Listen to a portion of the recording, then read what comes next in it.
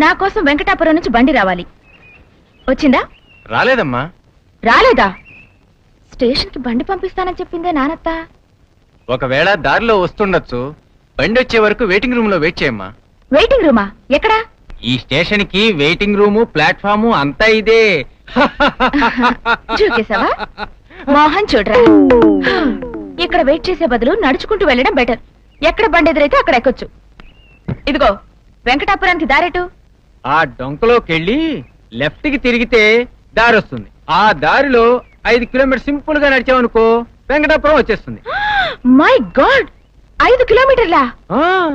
You mean to say 5 kilometres? బండి దొరక్కపోతే నీ ముక్కు కోసేస్తా. మోహన్ చూడరా.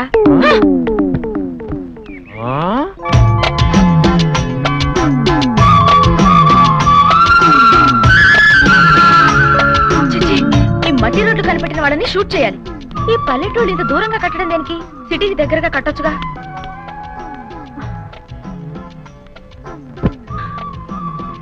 అమ్మో, ఇక నడవటం నా వల్ల కాదు. పొద్దుతాను తొందరగానే రా, తీసుకొచ్చి బండి మీద పడేయండి. బండి ఇదిగో ఆగేలా కూడా వెయ్యి. నాన్నతో పంపిన బండి అయ్యుంటుంది. ఆ కొబ్బరి బండం కలిసి జాగ్రత్తగా బండి మీద వేయండి. అవంటే నా మనోడు బాగా ఇష్టం. ఏ అబ్బి, నిన్నే అబ్బి.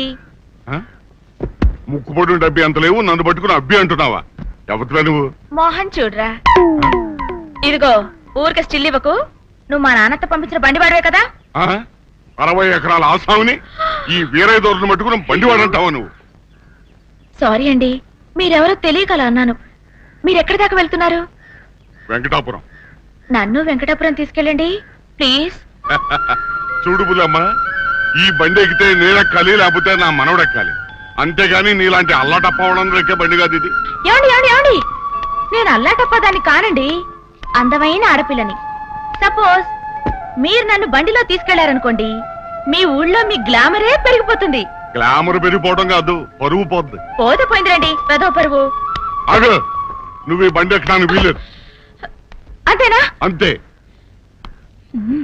ఒకసారి చూడండి.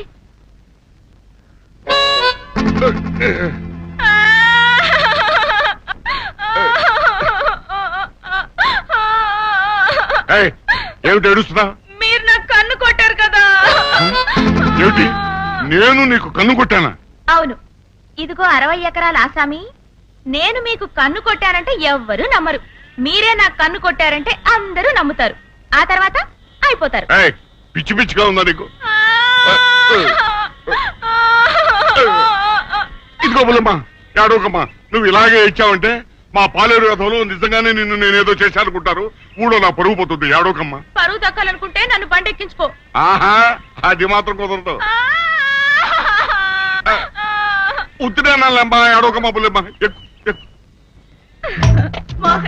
అబ్బా, నా మొహం తర్వాత తాపిగా చూసుకున్నాలేమ్మా.